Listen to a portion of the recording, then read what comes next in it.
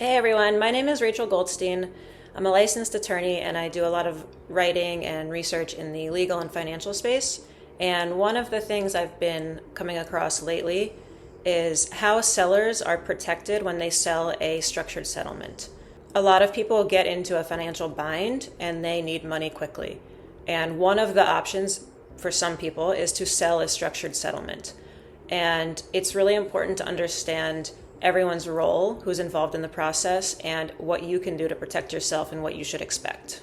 So, when you're thinking about the layers of protection that can be offered for a structured settlement sale, this graphic is a pretty decent example of that, and it should be an independent review. It shouldn't just be you and the buyer talking about what makes the most sense. So, there might be an attorney that you work with, and they can help you understand some of the legal and financial trade-offs of structuring your settlement. There might also be a settlement consultant that you work with, and they can help you decide if selling part or all of your settlement is a good idea financially, for your current situation and for the future. And then there's court oversight. So all of these settlements have to be approved by the court. And the goal of the court is to make sure that this sale is in your best interest and that you're making the right decision.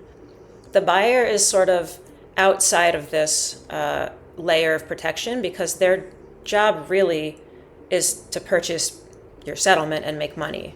That being said, there are certain settlement companies that are better than others and that are more reputable than others and that actually care about the people they're buying the settlements from more than others. So while they're not officially part of like the layers of protection part, they can be part of your layer of protection when you choose the right company.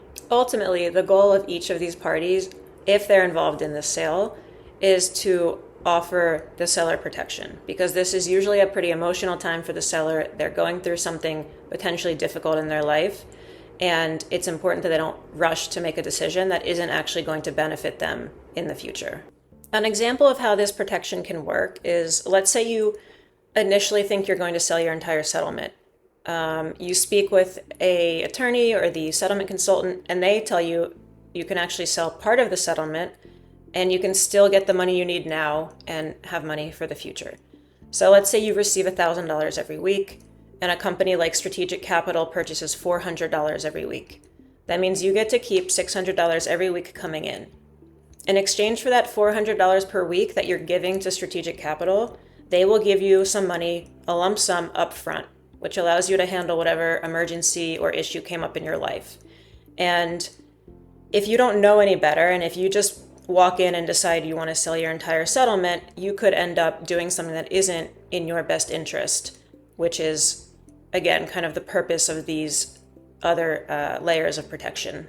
Understanding how the court actually decides if it will approve a sale or not is helpful for you to understand how the layers of protection are supposed to work. So the court reviews your situation. They look at your current finances and why you're trying to sell the settlement. They'll look at the proposed sale, how much you want to sell, how much you're really giving away. And their goal is to make sure that it's fair and reasonable and that it's in your best interest. The court will consider the long-term impact of your future and whether you're being taken advantage of by the company that's buying the settlement or not. And then they will make their decision. So ultimately, the court can decide not to approve the sale. So this is the strongest piece of protection that you have because they are truly objective and they truly want and have to make sure that this is the right choice for you. And I do one more time just want to explain the importance of understanding the buyer's role. It's not their job to protect you. So this is why choosing the right company is absolutely critical, because the court might approve a settlement agreement sale. It doesn't mean that you couldn't have gotten a better deal or you couldn't have gotten something that was more beneficial to you. And when you choose the right company, they will really care about you and what your needs are, especially companies that work off referrals and community relationships and their reputation. And Strategic Capital is one of these companies. Their reputation is extremely important to them. And when you work with them, you know that they probably are just going to tell you the truth. So they might even tell you that it's not in your best interest to sell any of the settlement and give you an alternative that makes more sense. So long-term trust and reputation are incredibly important when you're deciding which company to use. And just remember, at the end of the day, it's not the buyer's job to protect you.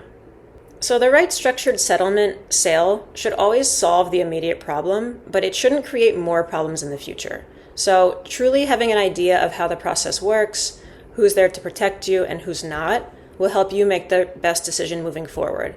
And it makes it much less likely that you'll end up getting taken advantage of by a company who doesn't really care about your needs and how it's going to affect you.